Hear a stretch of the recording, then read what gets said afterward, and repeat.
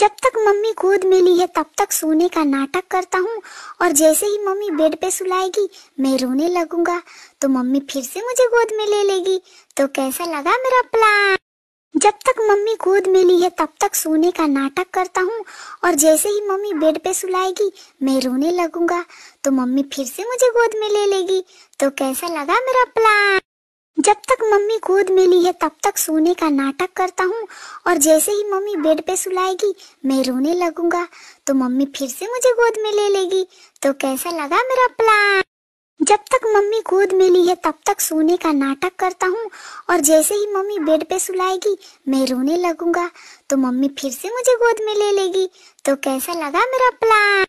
जब तक मम्मी गोद में ली है तब तक सोने का नाटक करता हूँ और जैसे ही मम्मी बेड पे सुलाएगी मैं रोने लगूंगा तो मम्मी फिर से मुझे गोद में ले लेगी। तो कैसा लगा मेरा प्लान?